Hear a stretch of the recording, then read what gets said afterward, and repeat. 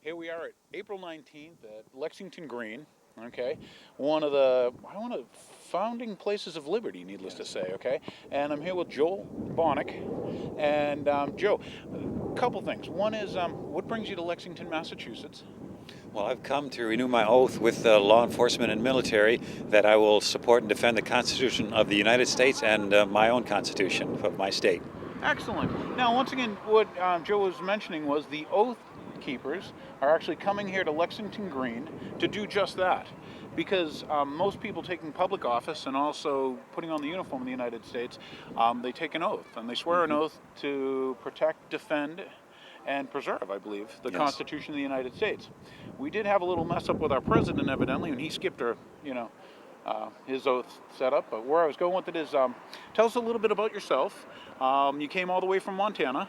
Yes, well, I am a citizen legislator, and this event was set up primarily for law enforcement and military people, but they thought that it would be good if it would be expanded to include legislators also, because we are also on the front lines of defending the Constitution, because it's our job to protect life, liberty, and property. And so in Montana, we have a citizen legislature, and that means just ordinary people get elected to the state house and to the state senate to do the people's business. And I am a proof that we are just citizen legislators, because I am a hunting guide and I'm a work in construction, so I have a couple different jobs throughout the year.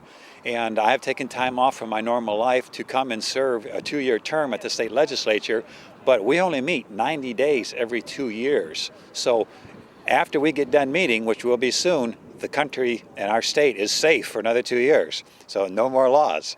And that's a good thing. It is.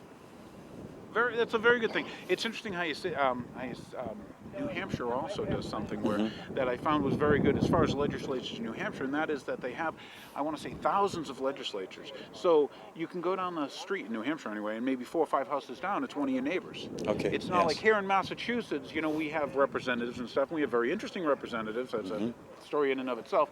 But where I was going with it is the fact that the people can still run and, when I say run the government, at least try to keep it on a straight course. And I like the idea that it's something that, it's not a full-time thing. Like you said, you're going to go back to, to society, go back to your family, go back to your, employment or whatever you're doing. And it's not like, gee, I've got to do this full-time. I've got to make laws full-time. Yes. A lot of people are raised nowadays. Maybe they're educated and conditioned that if we constantly make new laws, life will get better.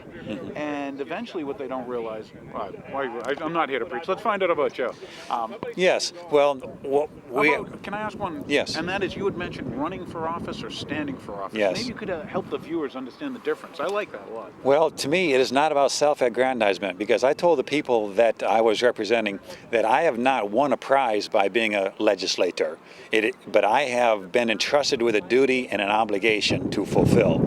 And so I told the people before I was elected that I'm not running for office, I'm standing for election. Okay, it's not about me advancing my own cause and my own self or aggrandizing myself. It is about me being willing to serve, and that's the difference between standing for election.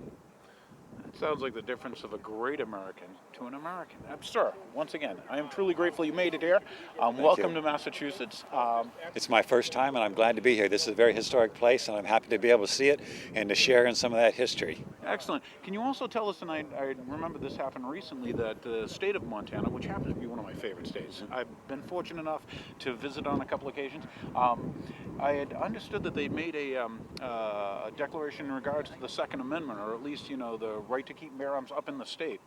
How does that go? Well, it's more than just a declaration. What we have done is pass what we call the Montana Firearms Freedom Act, which means that any firearm, accessory, or ammunition made and retained in the state of Montana is not subject to federal regulation under the Commerce Clause. And that means that all firearms in the United States are regulated by Congress under the Commerce Clause because they trade in interstate commerce. Okay. But this is intrastate commerce. They will be made in Montana and retained in Montana, therefore subject only to the jurisdiction of Montana, which is an assertion of our rights under the 9th and 10th Amendments of the United States Constitution, and also the second article of the Montana Constitution of the right to keep and bear arms. And we chose the gun issue, even though this is mostly a states' rights issue. We chose the gun issue because this is a constitutionally protected right. and so it makes it stronger. But the whole point of the law was a states' rights issue more than just the gun issue. But they work hand in hand because states' rights and gun rights go together. You think our viewers and the people on the other side of the sun, do you think that they realize it was the states that joined to make the United States and not the other way around?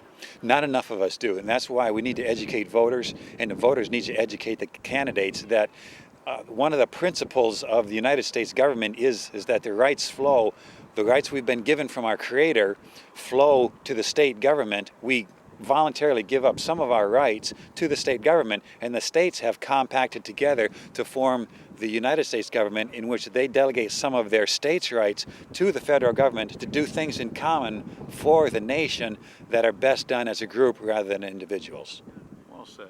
Once again, welcome to Lexington. Thank you. Thank you for coming. It's a I appreciate pleasure to the be time. here. Thanks.